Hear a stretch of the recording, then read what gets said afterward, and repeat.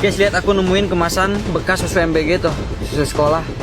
Jadi apa dampaknya Bu sejak ada MBG untuk kantin ini? Wah, dampaknya sangat luar biasa, menurun tadinya 100% jadi tinggal 20%. Ini banyak banget, gila-gila. Pengen. Program yang katanya untuk gizi bangsa malah berpotensi jadi sumber masalah baru. Ada apa sebenarnya dengan makan bergizi gratis? Beberapa hari terakhir, gelombang berita negatif soal program MBG terus bermunculan. Sorotan tajam datang dari Pandawara Group, komunitas yang dikenal konsisten membersihkan sungai dari sampah.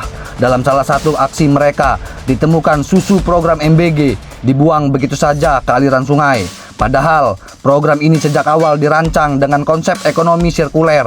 Artinya, setiap limbah makanan wajib dikelola, diolah, dan dilaporkan, bukan dibuang, apalagi sampai mencemari lingkungan. Kalau kita telusuri, ini bukan hanya soal sampah, ini soal sistem yang bocor. Ada standar, ada aturan, ada kewajiban transparansi ke pemerintah daerah. Tapi di lapangan yang terlihat justru sebaliknya. Pertanyaannya sederhana, apakah ini kelalaian oknum atau kegagalan pengawasan secara menyeluruh? Karena ketika makanan bergizi berakhir di sungai, yang terbuang bukan hanya susu, tapi juga anggaran, kepercayaan, dan tujuan program itu sendiri.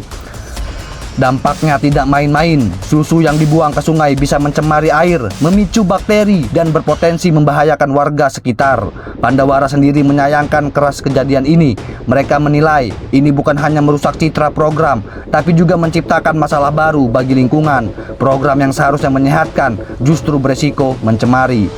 Namun, ada sisi lain yang jarang disorot. Di balik piring penuh gizi yang dinikmati siswa, ada pedagang kecil yang kehilangan pembeli. Kantin sekolah sepi, jajanan tak lagi laku. Para pelaku UMKM di lingkungan sekolah kini harus memutar otak bagaimana dapur tetap mengepul di tengah perubahan kebijakan yang datang begitu cepat.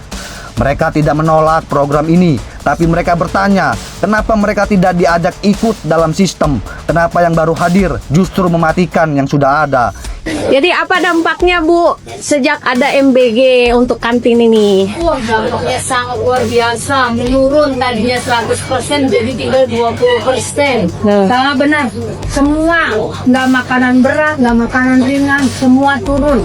Kena dampak ya Bu? Benar, ya. Terasa sekali ya. Makan gratis, tapi tidak memperhatikan UMKM. Ini yang menjadi ironi. Presiden Prabowo Subianto sebelumnya menegaskan program MBG juga bertujuan untuk mensejahterakan UMKM. Tapi fakta di lapangan sebagian justru terpinggirkan. Ada jurang antara visi dan realita, antara kebijakan di atas kertas dan dampaknya di masyarakat. Sekarang pertanyaannya, siapa yang bertanggung jawab?